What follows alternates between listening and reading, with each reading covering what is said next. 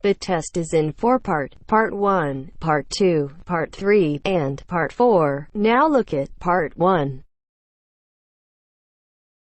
Part 1.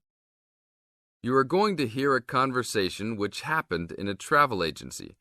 First, you have some time to look at questions 1 to 5.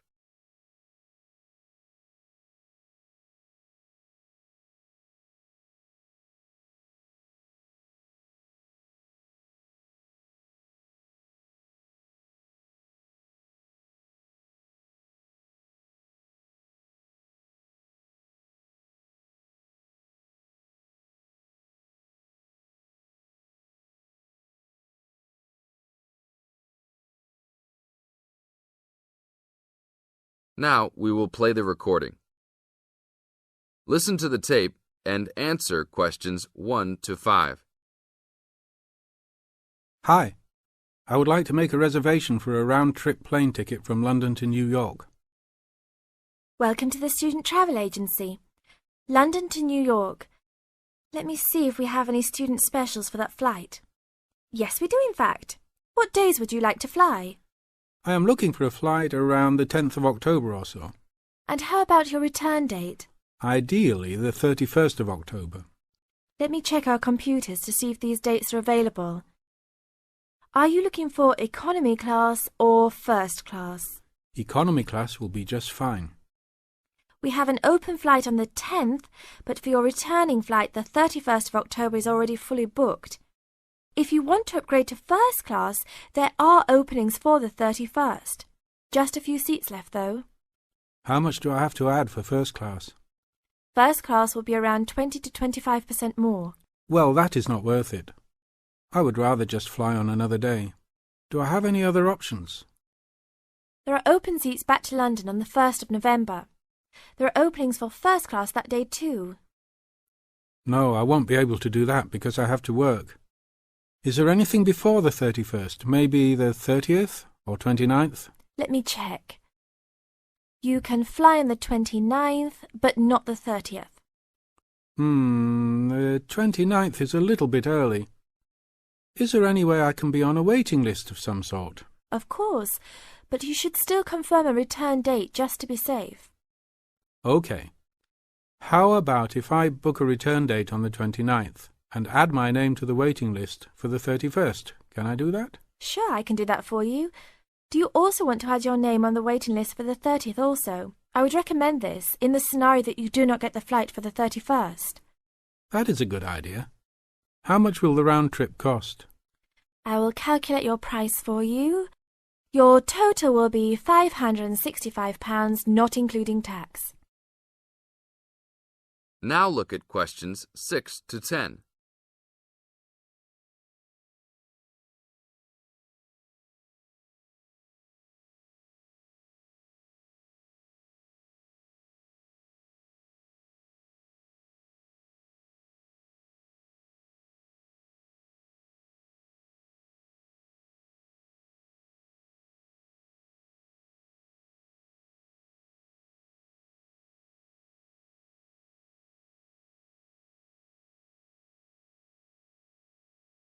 Now listen to the tape and answer questions 6 to 10.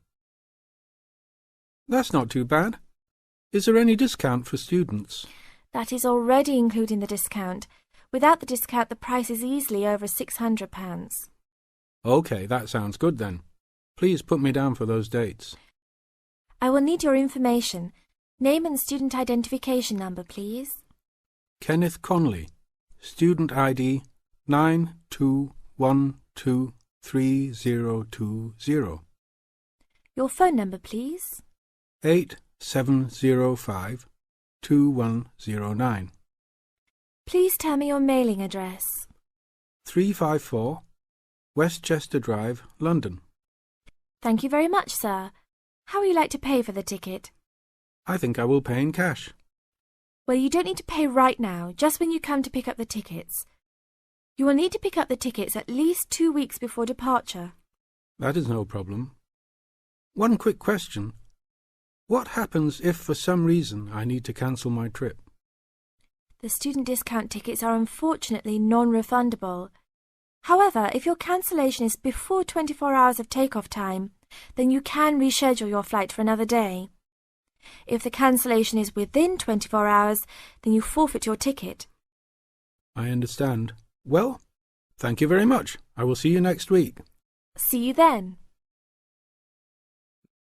That is the end of part 1. You now have half a minute to check your answers.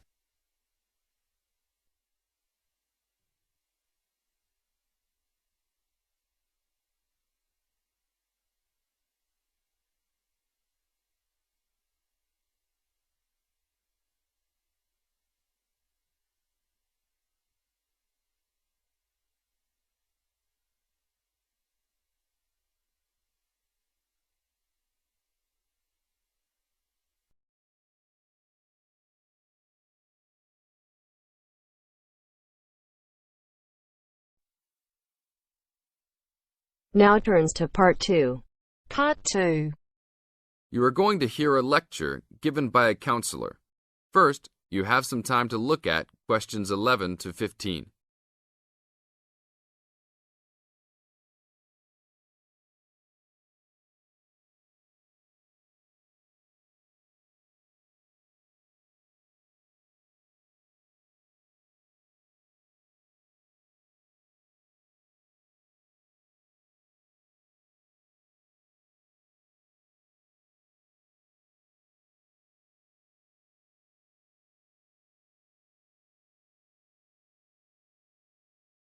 Now listen to the tape and answer questions 11 to 15.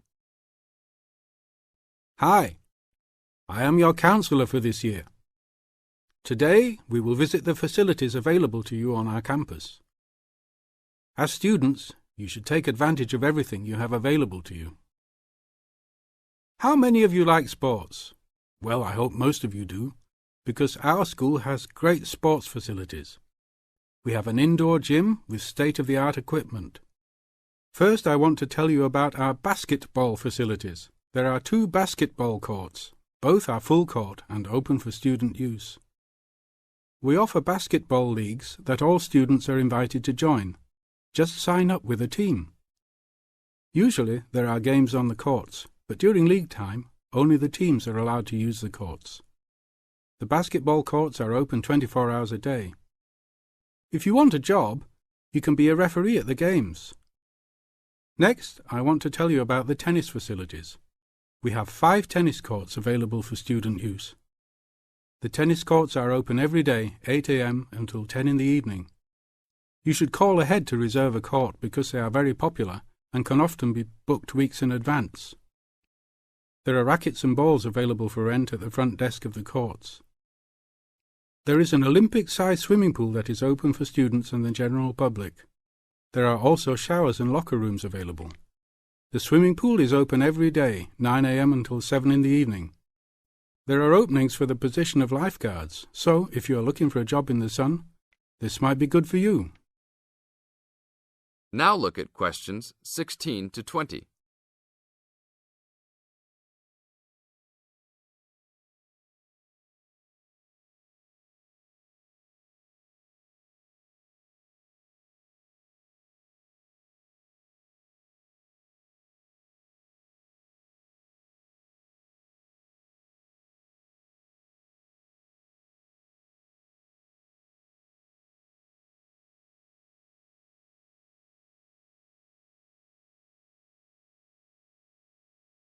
Now listen to the tape and answer questions 16 to 20.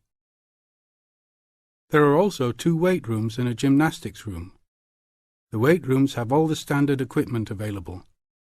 Please check with the gym to see the open hours because they vary from time to time. The gymnastics room is usually not open for individual users because there are almost always classes held in the room. However, if you are interested, you may sign up for gymnastics classes. Plus, if you like martial arts and boxing, we offer classes for everyone, from beginners to advanced students. Please check the schedule for availability. There is everything available, from Chinese wushu to Brazilian wrestling. I will talk for a brief moment about our library system. Our campus has 3 libraries available to undergraduate students. one additional graduate library and one faculty library. The libraries are open daily until midnight except for during testing periods, when the libraries will be open 24 hours.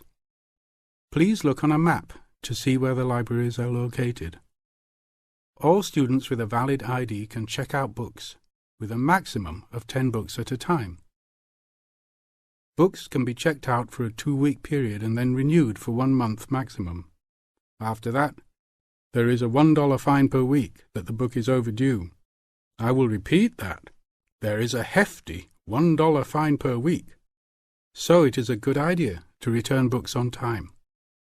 If you lose a book, then you will have to repay the library for it, plus a fine. If you damage a book, most likely you will have to repay the value of the book.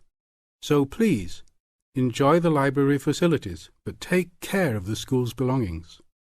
The library is also equipped with 200 computers for student use.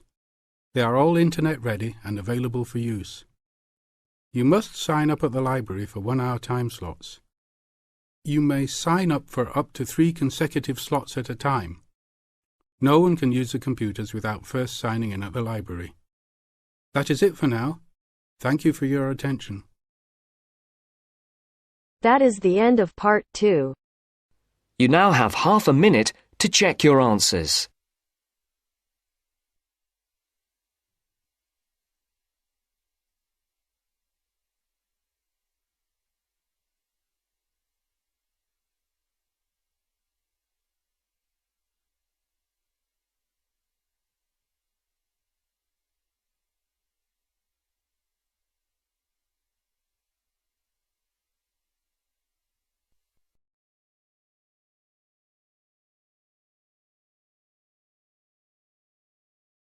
Now turns to part 3. Part 3. You will hear a student, Alex, asking his tutor for advice about essay writing. You now have 30 seconds to read questions 21 to 27.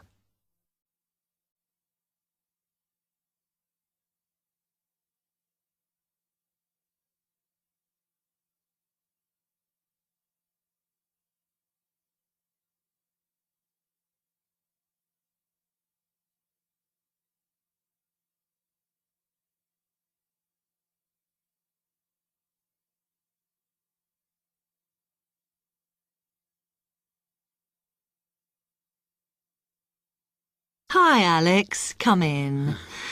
I gather you wanted some help with writing essays. Yes, I'm finding this first term difficult, and I'm worried about the assignments we have to do for January. Well, let me see if I can help. You shouldn't panic about it, because essay writing is a very straightforward process, really.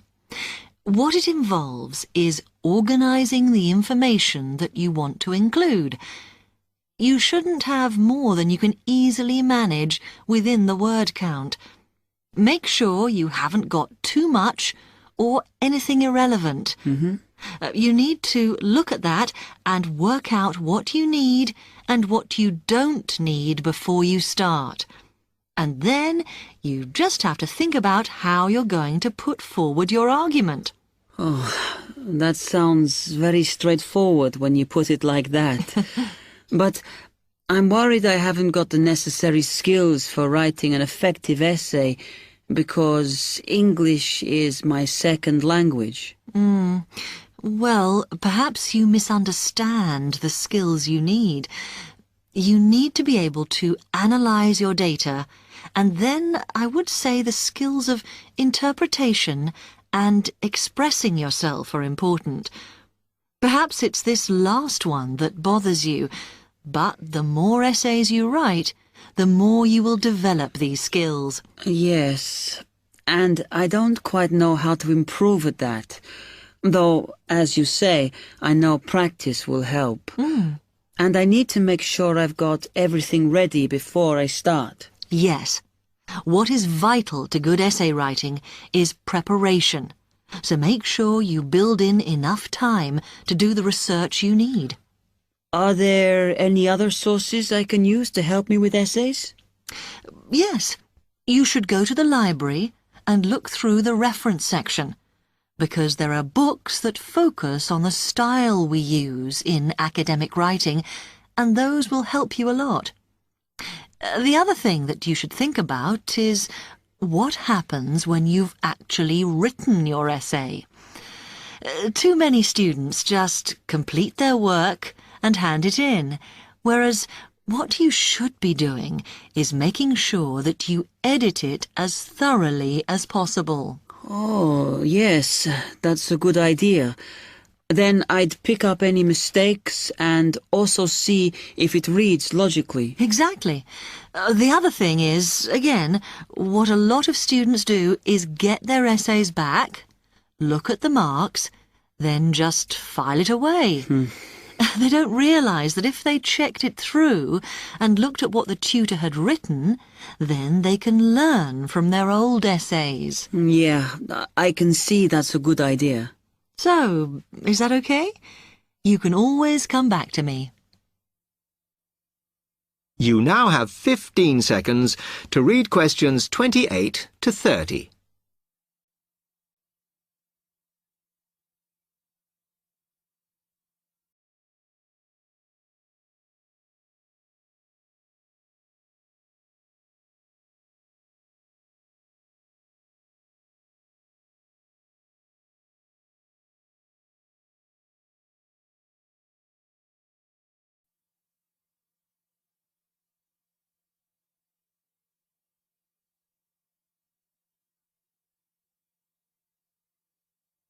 Actually, there were a couple of other things I wanted to ask you about essay writing. I had a few thoughts of my own about what I should do, such as really taking good notes when I'm reading, because that helps, doesn't it?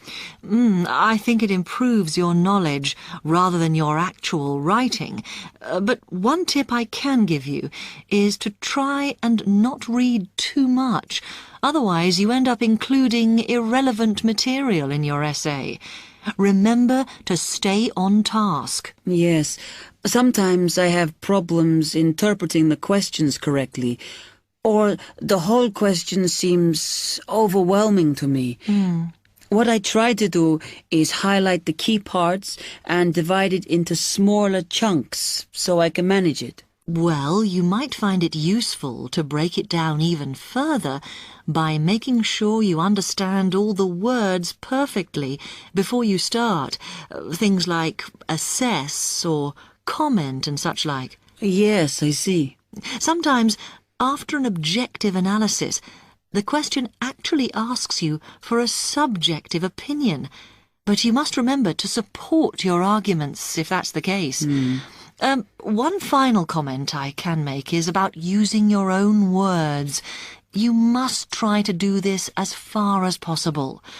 You're expected to summarise what you've read, not just string together a list of quotations.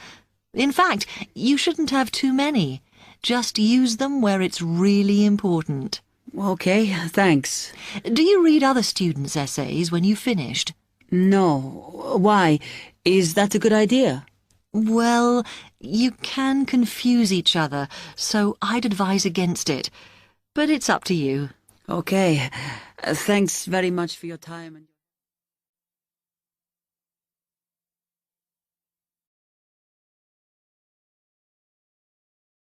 That is the end of part 3.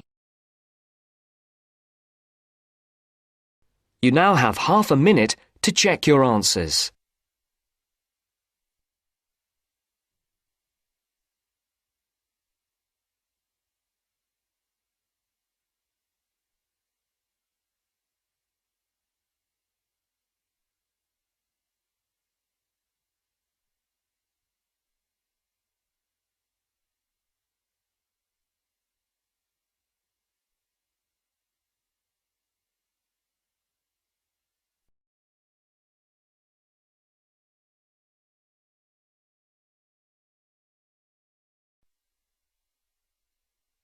Now turns to part 4. Part 4. You're going to hear a lecture on some useful information for your travelling around Britain. Listen to the first part of the lecture and complete the notes below First, you have some time to look at questions 31 to 40.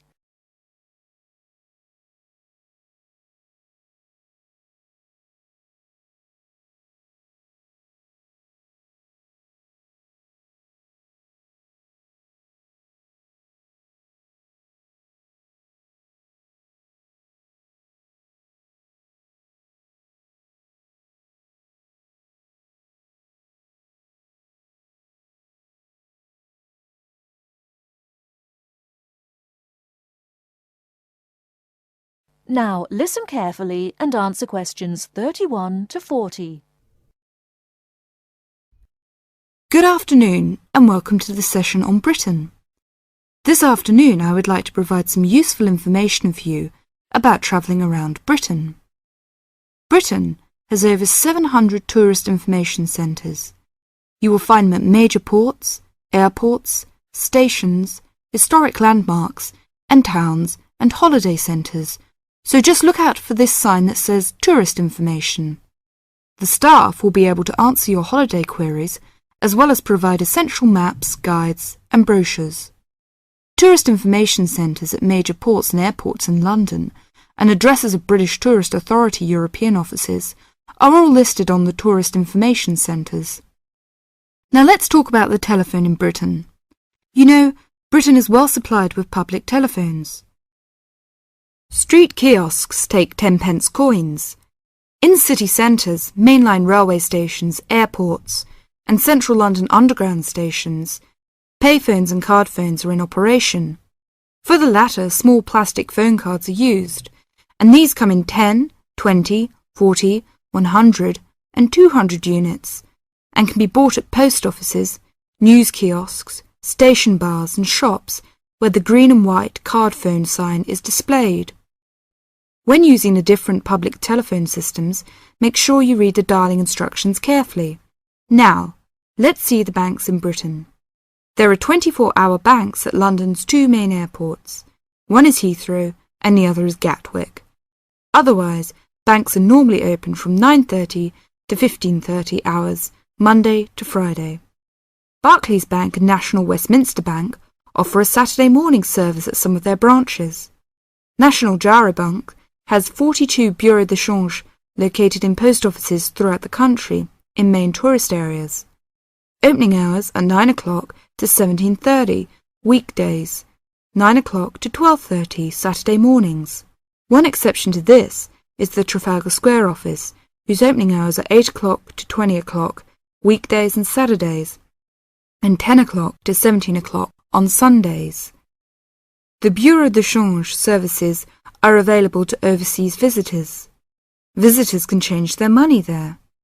You can also change money at bureau de change, large hotels, department stores and travel agents. Be sure to check in advance the rate of exchange and the commission charged, as these vary considerably. Wherever possible, you are advised to use a bank or bureau de change, which conforms to the BTA Code of Conduct. In most cases, this is indicated by display of the code. That is the end of part 4.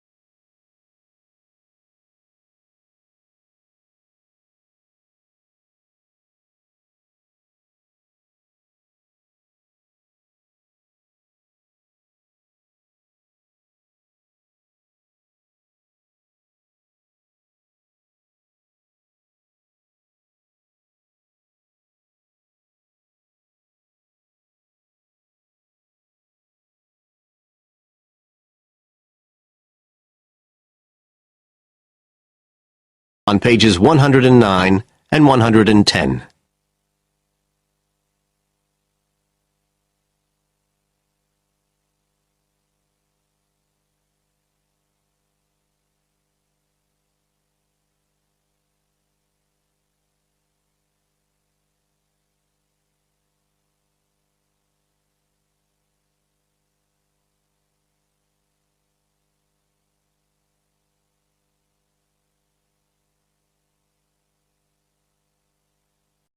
Now we shall begin.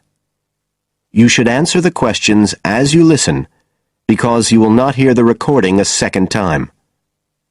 Listen carefully and answer questions 1 to 7. I'm interested in doing some work for the library. Are you the person to speak to? Yes. Right. Well, what sort of work are you interested in? Well, I've just come to live here in Australia.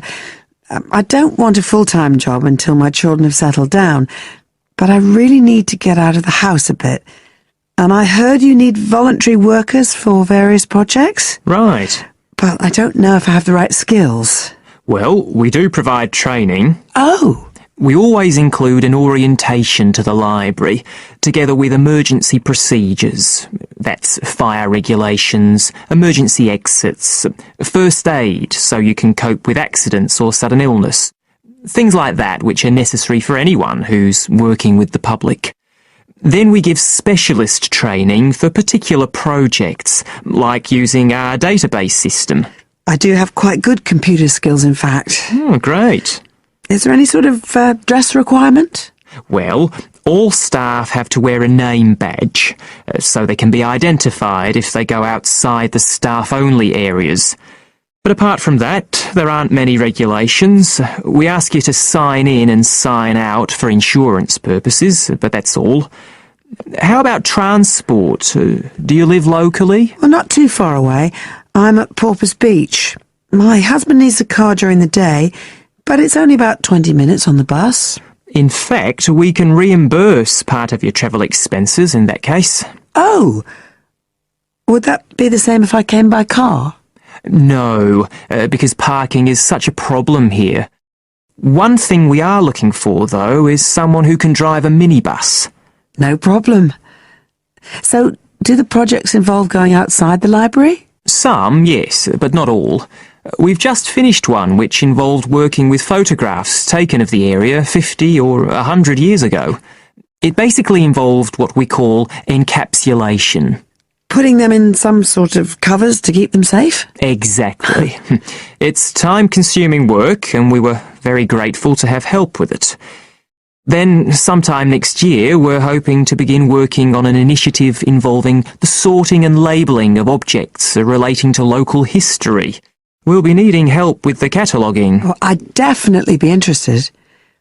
How about at present? Well, we have a small team who work to support those who are unable to read. Working with the blind? Yes, or other groups who have reading difficulties. We provide volunteers with equipment so that they can take books home with them and read them aloud onto CDs. We're gradually building up a collection that can be lent to those who need them. I can see it would be useful, but I'd really like to do some sort of work where I can get the chance to meet people. How about reading stories to children? That's done by our regular staff. But we do have another project. It's a very long-established scheme which involves helping those who are unable to have direct access to the library. Oh, I noticed someone with a trolley of books when I was at the hospital last week. That sort of thing. That would have been one of ours, yes. It's one of our most popular services.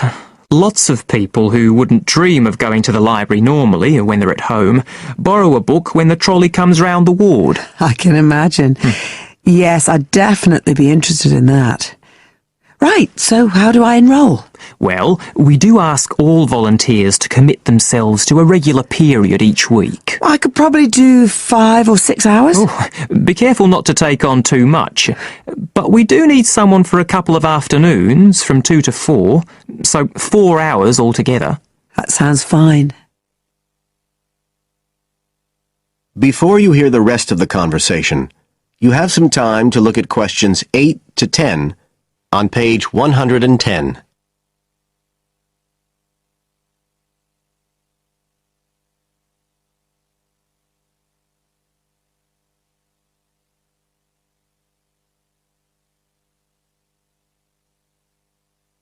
Now listen and answer questions 8 to 10. Right, so here's the application form. It asks the usual questions, name and address and telephone number. You also need to fill in details of who we should get in touch with in case of any accident or problem like that. We do need to have that filled in. And there's a space for date of birth, but that's only if you're over 75, so we won't worry about that. No. Oh, it asks for qualifications. Do I need to provide certificates? They're not necessary. We'll need the names of 2 referees, not relatives or family members, obviously. What else? Signature of parent or guardian. That won't be necessary, as I assume you're over 18. Yes. What's this? It says civil conviction check. That's a document we have to provide by law for those working on projects involving children, so we won't need it in your case. But you will need to sign this separate document. That's a copy of commitment. It's basically an agreement to work according to the library guidelines. So, if you'd like to fill this all in, you can do it here or take it home, whichever you prefer. I'll take it home if that's okay. Right, well, thank you for your time. That is the end of section 1. You now have half a minute to check your answers.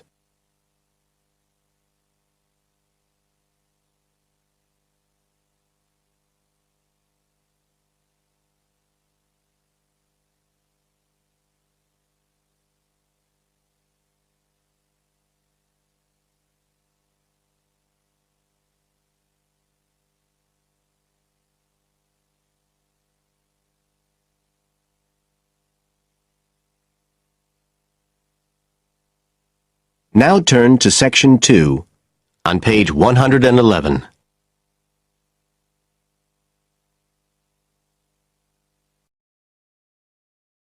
Section 2. You will hear part of a local radio program about fighting air pollution in Canadian towns. First, you have some time to look at questions 11 to 14 on page 111.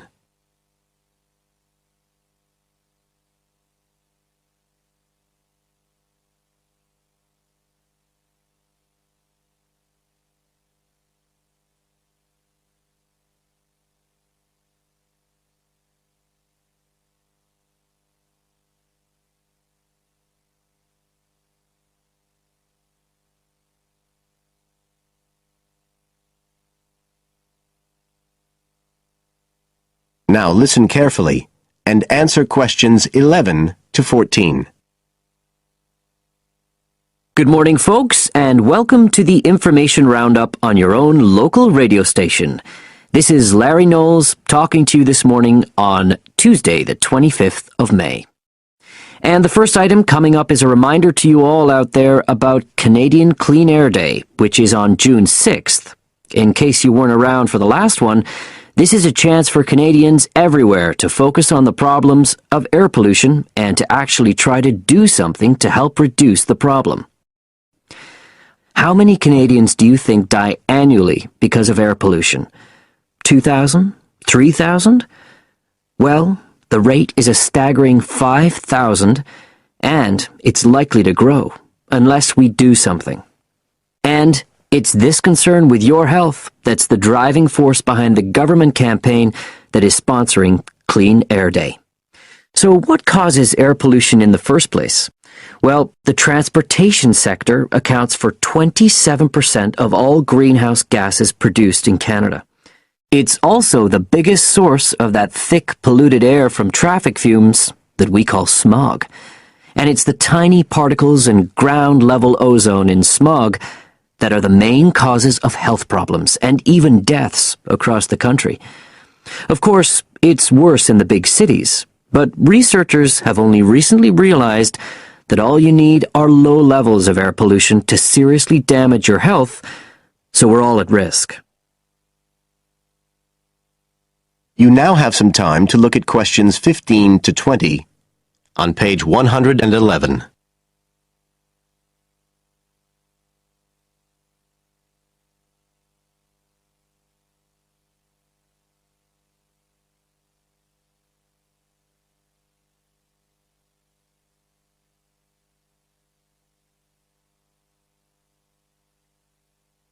Now listen and answer questions 15 to 20. So, what can we do to fight air pollution? Well, it should be pretty obvious by now that the way we get to and from work every day can have a big impact on the air we breathe.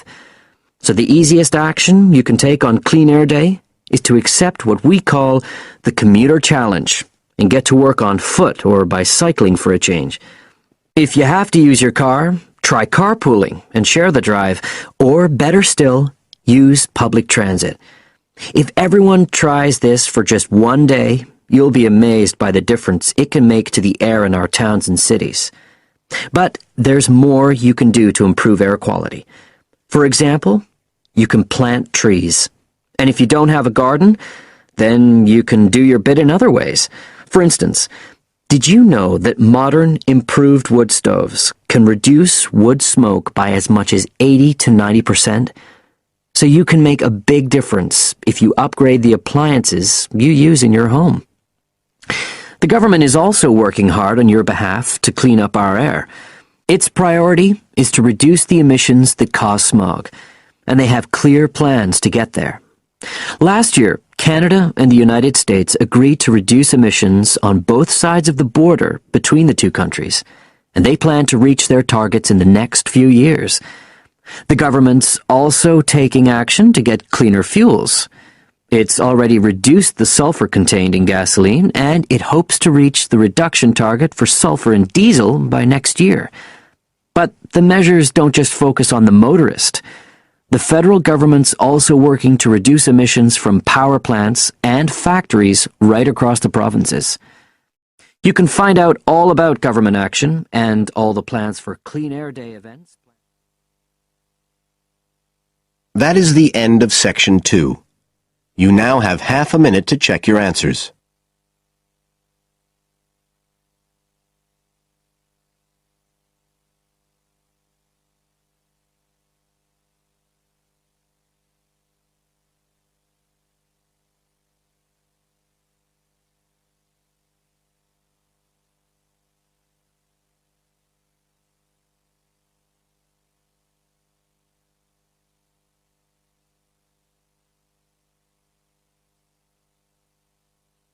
Now turn to section 3.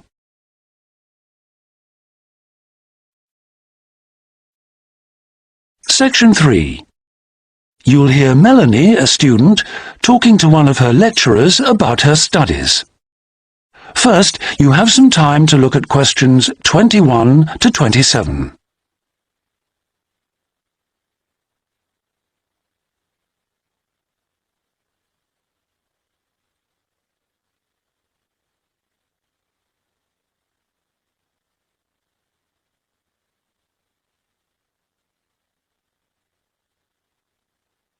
Now listen carefully and answer questions 21 to 27. Excuse me, Dr. Johnson. May I speak to you for a minute? Sure, come in. I'm Melanie Griffin. I'm taking your course in population studies. Right. Well, Melanie, how can I help you?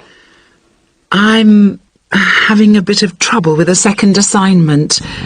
And it's due in 12 days. What sort of trouble are you having? Is the assignment question a problem? Well, that's part of the problem. I've been having trouble getting hold of the books. I've been to the library several times and all the books are out. Sounds like you should have started borrowing books a bit earlier. Well, I had a really big assignment due in for another course and I've been spending all my time on that, and I thought... You might get an extension of time to finish your assignment for me? If that's possible, but I don't know... Well, yes, it is possible, but Extensions are normally given only for medical or compassionate reasons. Otherwise, it's really a question of organizing your study, and we don't like giving extensions to students who simply didn't plan their work properly. What did you get for your first assignment? I got 87%. Yes, you did very well, indeed. So obviously you can produce good work. I don't think I'll need too much extra time, as long as I can get hold of some of the important references. Well, since you did so well in your first assignment, I'm prepared to give you an extra 2 weeks for this one. So that'll mean you'll need to submit it about a month from now. Oh, thank you. Now, what about the reading materials? Have you checked out the journal articles in the list? No, not yet. There were about 20 of them, and I wasn't sure which ones would be most useful or important. Well, they're all useful, but I don't expect anyone to read them all because a number of them deal with the same issues. Let me give you some suggestions. The article by Anderson and Hawker is really worth reading. Right, I'll read that one. You should also read the article by Jackson, but just look at the part in the research methodology, how they did it. Okay, Jackson. Got that. And if you have time, the one by Roberts says very relevant things, although it's not essential. So, okay, if it's useful, I'll try and read that one. Now, the one by Morris, I wouldn't bother with that at this stage if I were you. Okay, I won't bother with Morris. Oh, now, someone told me the article by Cooper is important. Well, yes, in a way. But just look at the last part, where he discusses the research results. And lastly, there's Forster. I can't think why I included that one. It's not bad, and could be of some help, but not that much. Before you hear the rest of the conversation, you have some time to look at questions 28 to 30.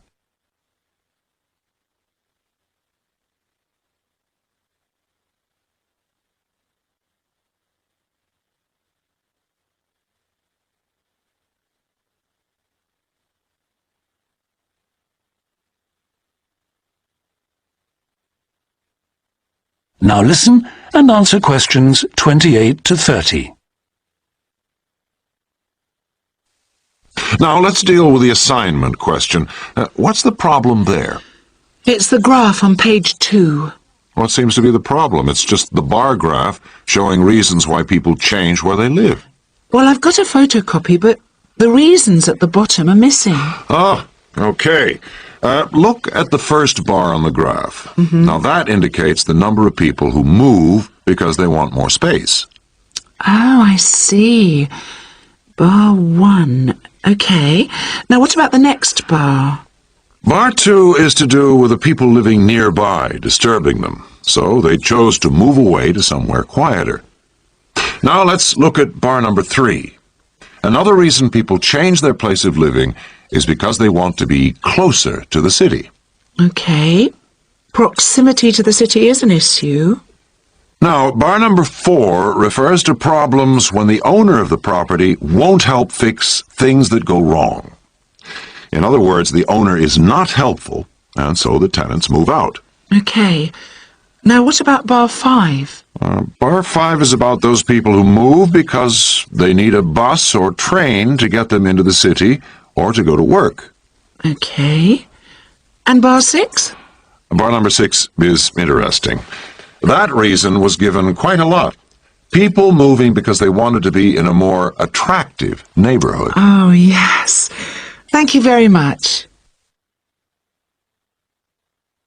That is the end of section 3.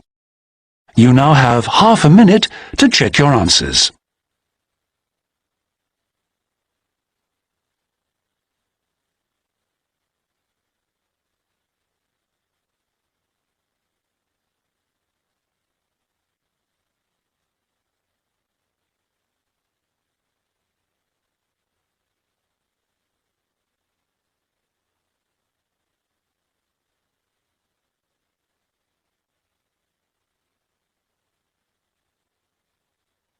Now turn to Section 4.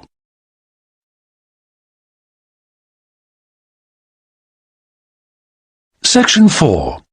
You'll hear a talk on the subject of the urban landscape. First, you have some time to look at questions 31 to 40.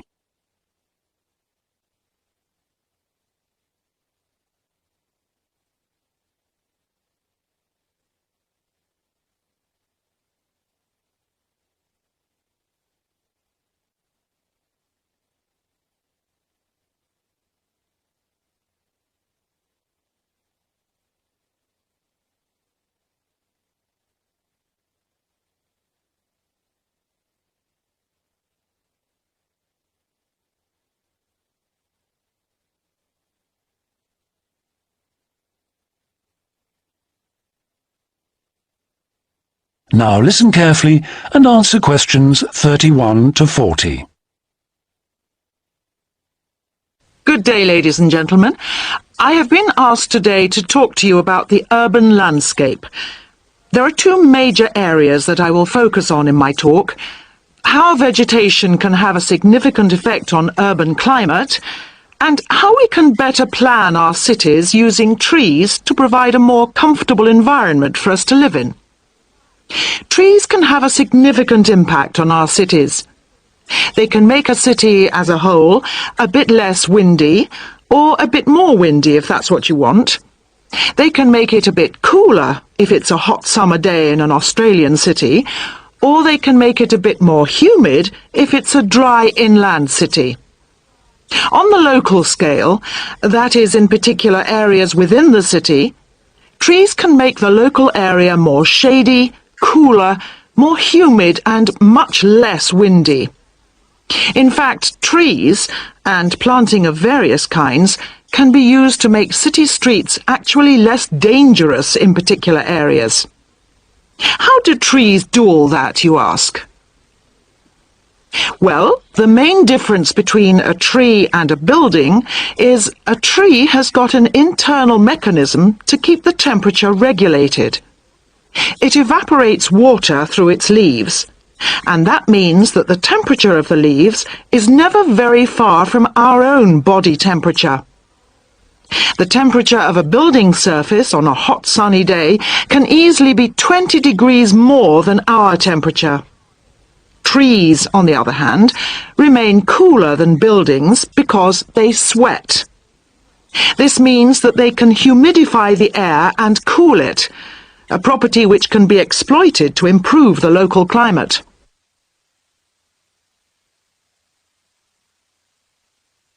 Trees can also help break the force of winds.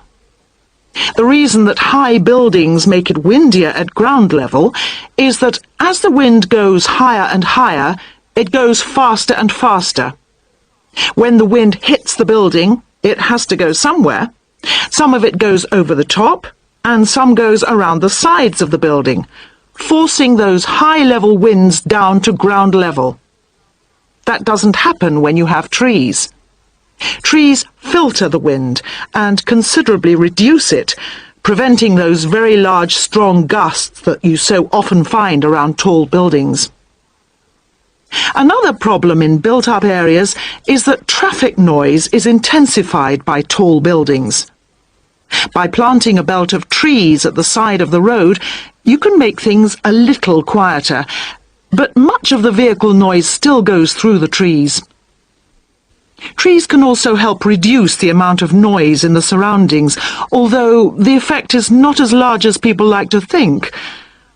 Low-frequency noise in particular just goes through the trees as though they aren't there. Although trees can significantly improve the local climate, they do, however, take up a lot of space. There are root systems to consider, and branches blocking windows and so on. It may therefore be difficult to fit trees into the local landscape. There is not a great deal you can do if you have what we call a street canyon, a whole set of high-rises enclosed in a narrow street. Trees need water to grow. They also need some sunlight to grow, and you need room to put them. If you have the chance of knocking buildings down and replacing them, then suddenly you can start looking at different ways to design the streets and to introduce tree planting. That is the end of section 4. You now have half a minute to check your answers.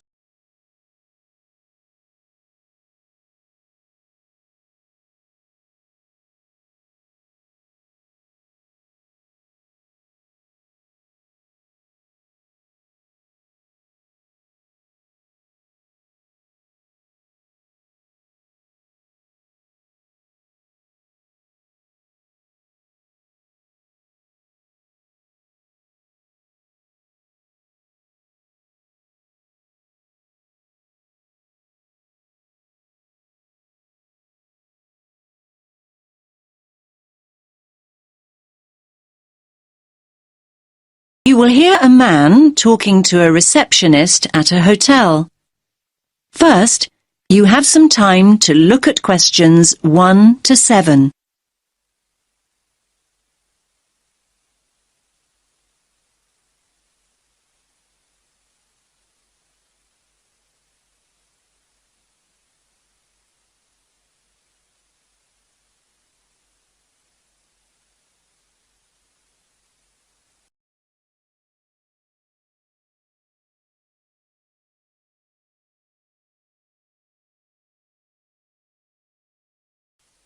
Listen carefully to the first part of the conversation and answer questions 1 to 7. Good evening, sir.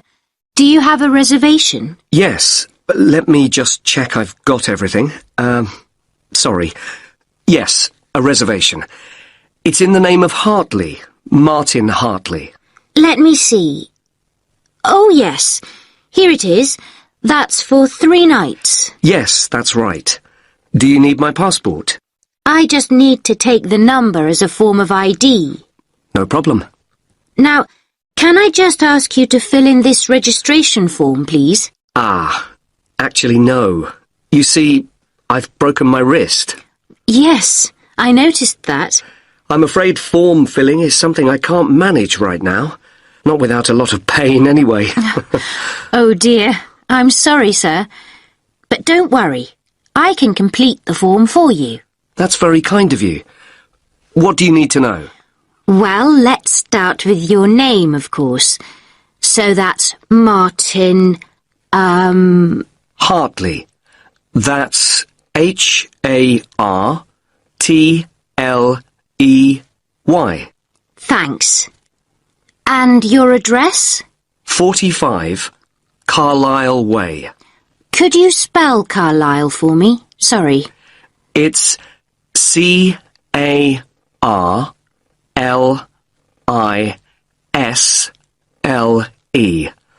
You don't pronounce the S. Carlisle Way.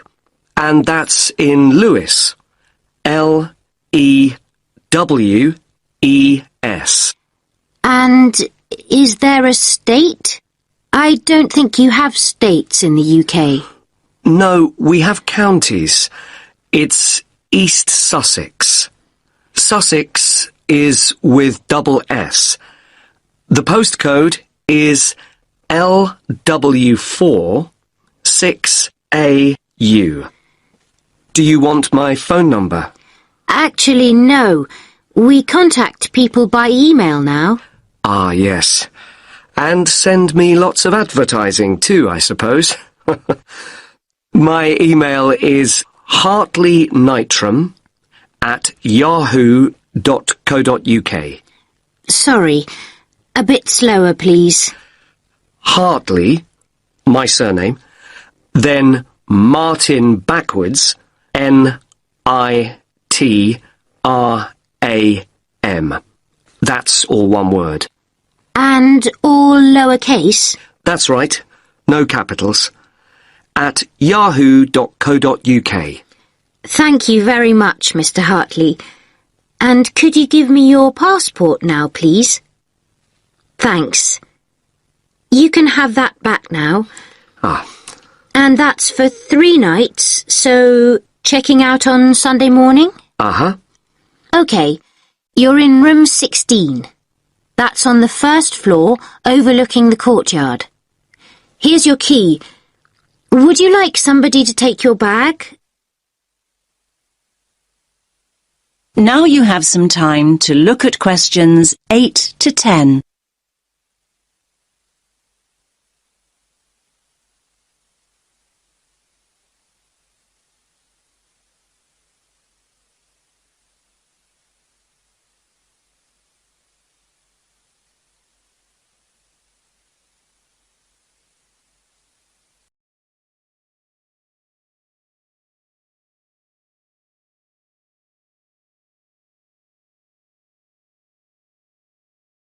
Now listen to the next part of the conversation and answer questions 8 to 10.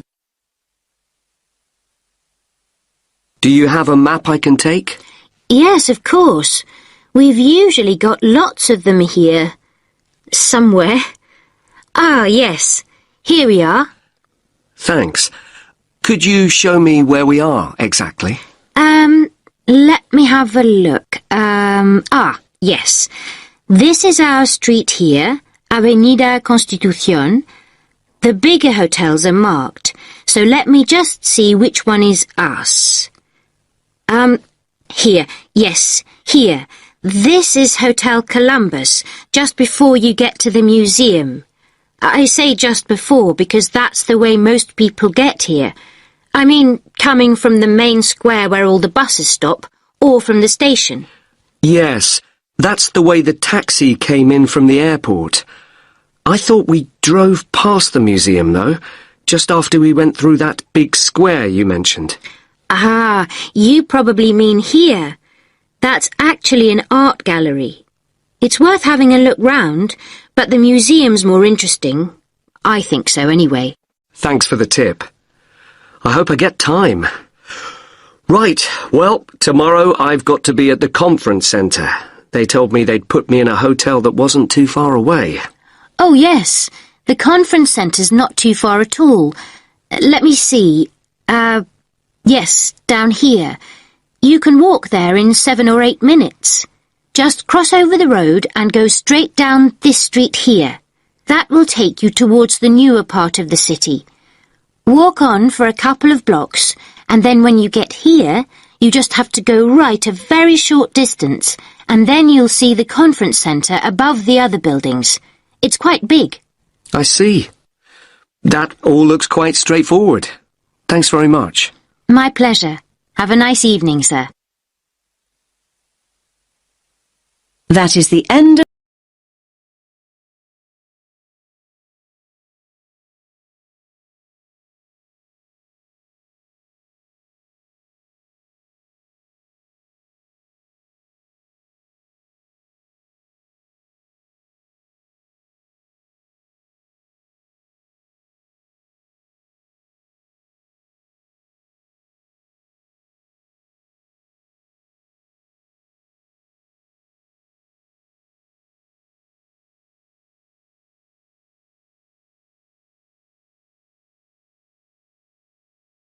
Section 2.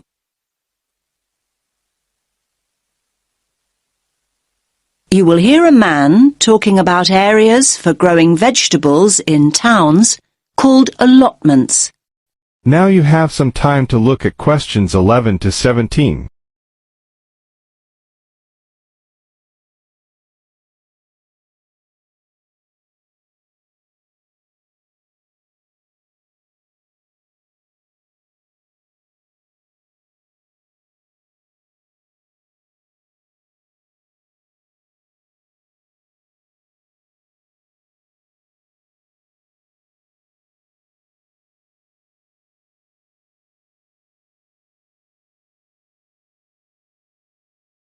Now listen carefully and answer questions 11 to 17.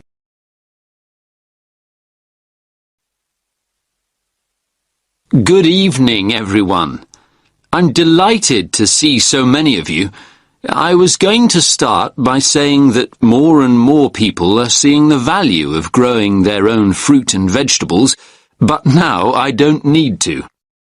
First of all, let me say that whether you have a garden or not, there are all sorts of benefits to having a plot of land you can call your own, and it will give you a great sense of satisfaction.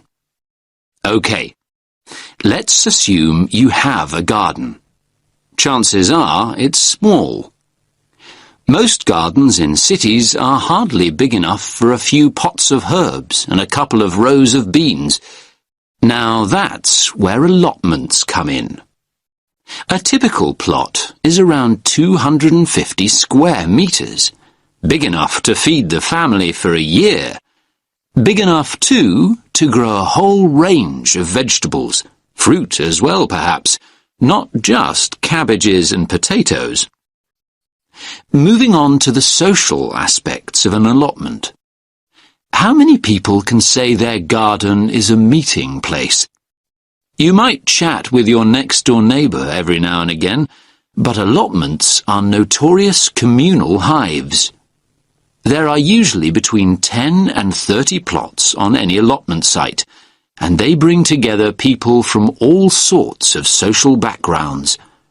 Where else do you find a lawyer deep in conversation with a lorry driver? There's often a great sense of camaraderie, with initiatives to involve the wider community, including the less able, the retired, and the unemployed. In urban areas nowadays, people may have a tiny yard or a balcony, but it's not a garden. An allotment is a huge recreational asset for anyone in that situation. First of all, there's the exercise.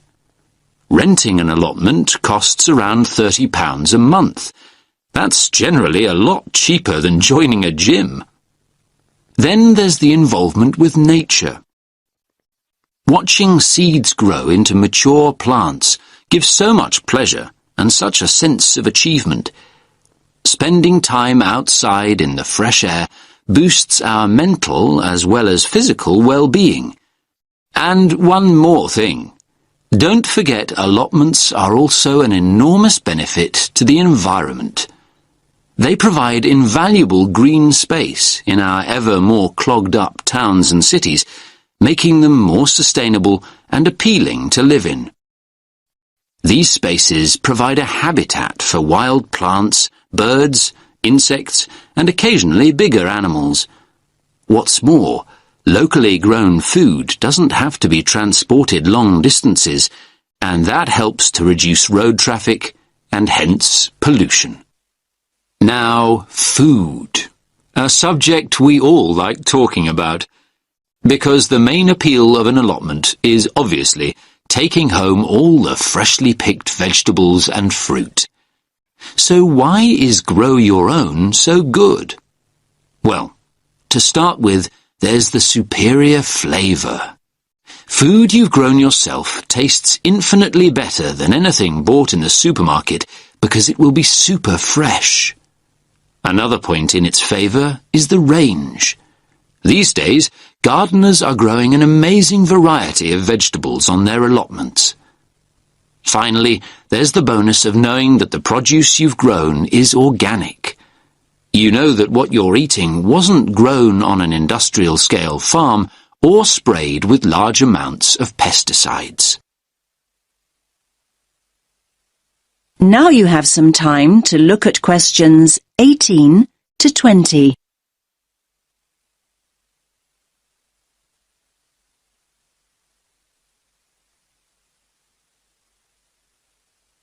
Now listen to the next part of the talk and answer questions 18 to 20.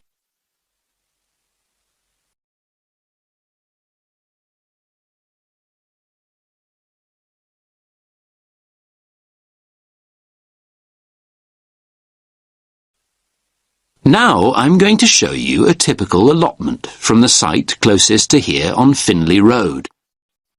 Let me just get this image up. That's it. Can everyone see? So, as you can see here, each plot has a fence around it and its own gate. Between the beds are grass walkways. That means you can walk in and around comfortably and not get your boots too muddy. There are soil beds on either side. This plot, in fact, has two smaller flower beds opposite a much larger area for vegetables. And there's also a glass house for growing tomatoes or anything that needs more warmth and protection. Here you can see one of those at the front near the gate. Most allotments have their own shed at the far end, as you can see. Allotments do need a water source, though, and there are stone sinks outside the sheds. A hose pipe can be attached to the tap for easy watering. Some of the plots have a pond, though they're not always popular as they tend to attract insects. And this plot has a compost bin at the end opposite the shed for recycling organic waste. Right, so, how to go about getting an allotment? That is the end of section 2. You now have half a minute to check your answers.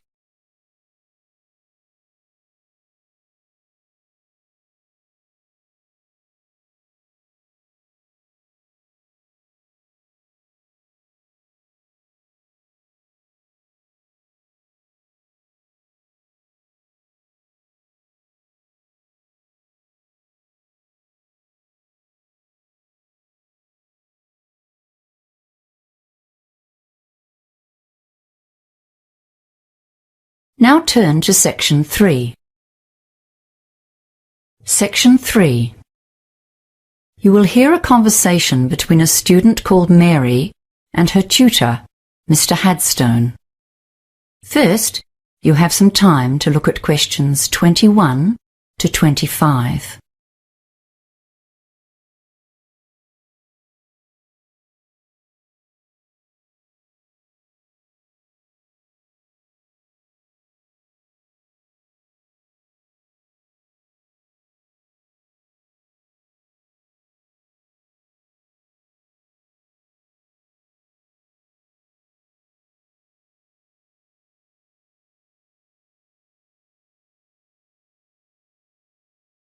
Now listen carefully and answer questions 21 to 25. Hello, Mr. Hadstone. Is this the right time for our meeting? Yes, it is. Thanks for coming in at such a late hour, Mary. I know you've had a busy day studying and will be keen to get home. And thanks for volunteering to run this project. It's going to help you develop and practice skills needed by teachers today. Field trips are getting more and more a part of school life. So as a student of education, it'll be wonderful training for you. It's really a great opportunity. We did loads of field trips at school, so I've got a good idea of what sort of things we could do. I expect so. But we're here to go through the basics of planning one, and the trip leader carries a load of responsibility. Right now, you're focusing on activities, but your main job is to consider the dangers and come up with ways of countering or avoiding them. There are lots of government regulations you won't have been aware of on your school trips, but they're just a guideline for your own planning. Some of those school trips you went on would have been pretty adventurous, right? Yeah. Okay, and your plan needs to be tailored to the kind of trip you're doing. On a well-planned and successfully led adventure trip, we don't often hear of problems, even though sometimes there's bad weather, for example, that a school party has managed to combat. That's because the leader created a well-thought-out hazard management plan. Ah! I thought I'd just be taking my mates out on a trek. Now it's all paperwork. Yes, well, that's why I called you in.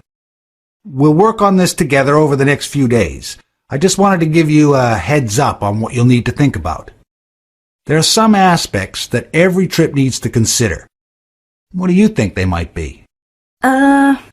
Well, heavy rain, or high winds, I guess, and any dangers in the terrain? Yes, we call those the significant factors. And another important one is the makeup of your group. But you don't need to go overboard. There are some kinds of hazard that you won't need to think about at all. Things like hurricanes, earthquakes, radioactivity, or major diseases such as cancer. The official name for those is unlikely events, because they almost certainly won't happen. Before you hear the rest of the conversation, you have some time to look at questions 26 to 30.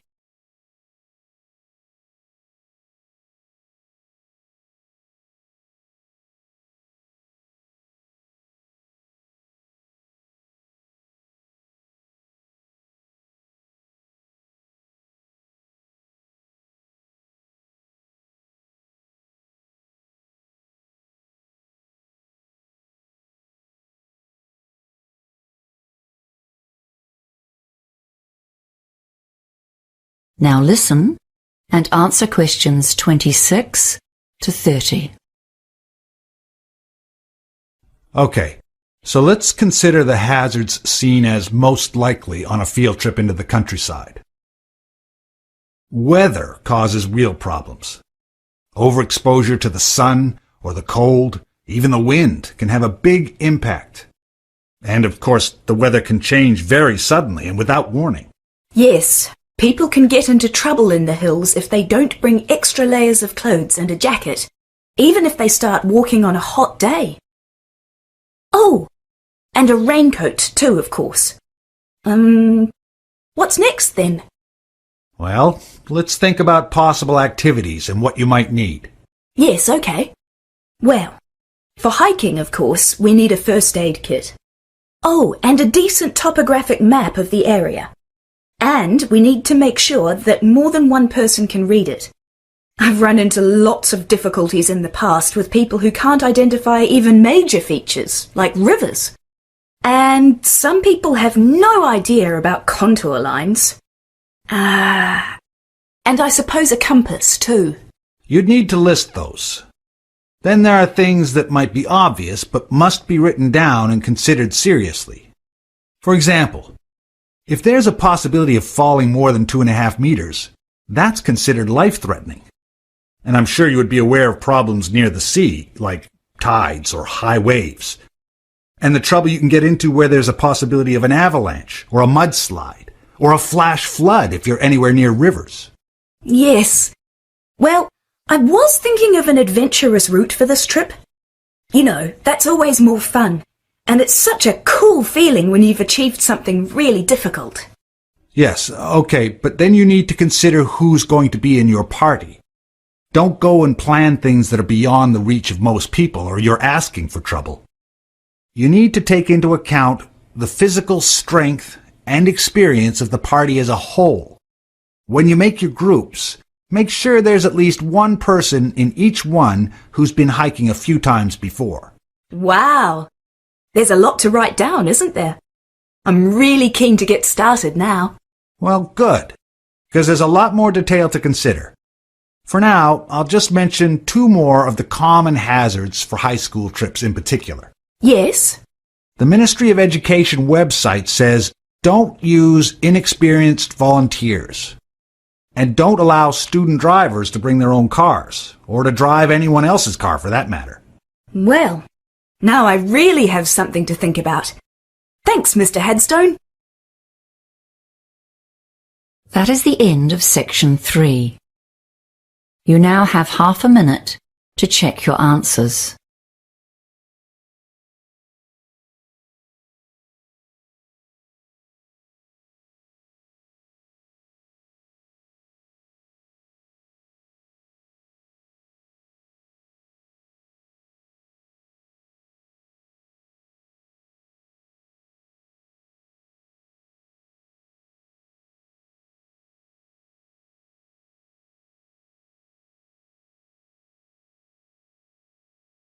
Now turn to section 4.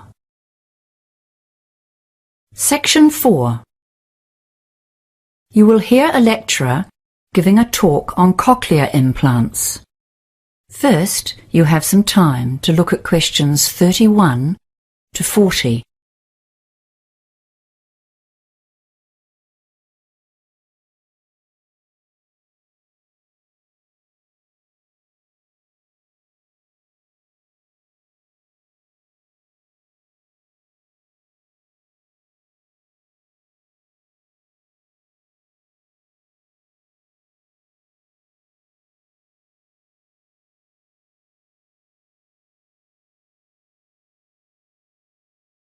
Now listen carefully and answer questions 31 to 40. The topic for today's lecture is cochlear implants, which are a relatively new form of technology for assisting people who are profoundly deaf. First, let's revise how normal hearing works. If you look at image 1, you will remember that the ear has 3 sections. The outer ear, or pinna, picks up sounds, which are then channeled through the ear canal to the eardrum, where they are transformed into mechanical vibrations. These are sent to the cochlea, or inner ear. Inside this snail-shaped tube, there are sensory hearing cells that have a variety of functions. The outer hair cells make soft sounds louder and reduce the volume of louder sounds. The inner ear cells transfer this information to the auditory nerve and thence to the brain, which interprets the input as sounds. This sophisticated and sensitive process allows us to process a huge variety of auditory input. For those who are profoundly deaf, the system functions poorly or not at all, and the brain does not receive the input it needs to process and interpret sounds. Image 2 shows how a cochlear implant works. You can see that the implant has 3 main parts. The first external part, behind the ear itself, is the microphone, and at the back of this you can see its associated speech processor, which is a tiny computer. This analyzes and digitizes sounds and sends them to the transmitter, which is worn on the head. Those sounds need to be converted into electrical impulses so that they can be sent to the cochlea. If you look carefully at the image, you can see that just under the skin, directly behind the transmitter, is a surgically implanted receiver. This receives the sounds from the transmitter. It converts these sounds into electrical impulses, which are sent directly to an electrode array that is implanted inside the cochlea itself, thus completely bypassing the ear canal. As you have seen, a cochlear implant does not operate in the same way as the ear, nor, in fact, as a hearing aid. In cases of mild hearing loss, hearing aids can be very helpful. They simply amplify the normal sound waves as they travel down the ear canal. However, they generally cannot overcome severe hearing difficulties, and this is where cochlear implants come into play. So, what are the pros and cons of using a cochlear implant? Well, firstly, cochlear implants can deliver significant improvements in hearing for some users, and some people report dramatic improvements in the perception of individual words and sentences over the weeks and months after an implant. However, a cochlear implant is not a magic bullet that works equally well for all users. The sound signals that the brain receives from an implant are quite different from normal ones, and this means that the user has to relearn how to hear. Many users report that speech sounds robotic after a cochlear implant, and the degree to which people can adjust to this new kind of hearing varies hugely with each user and situation. It is important to understand that a cochlear implant is not a cure for deafness and that the user is still deaf. Especially for a child, an implant is a long-term commitment involving lengthy and intensive training. The user must learn to reinterpret sounds and will likely need to augment this with speech therapy so that people in the community can easily communicate with them. The implants work much better in quiet situations than in noisy ones, so they still need to learn to lip read and to use sign language. The surgery itself is not without risk, though it has greatly improved since it was first performed, and there is some possibility of damage to facial nerves. Another disadvantage of a cochlear implant is that the surgery may remove any natural hearing that the deaf person still retains. This takes away the possibility of using a hearing aid should the implant not be effective. For this reason, many users have implant surgery performed on only one ear, the one with the least natural hearing. So, who is best suited to receiving an implant? Many factors impact on this decision. The most significant one appears to be the duration of the deafness. And as you would expect, those who have been deaf for a long time generally have lower success rates.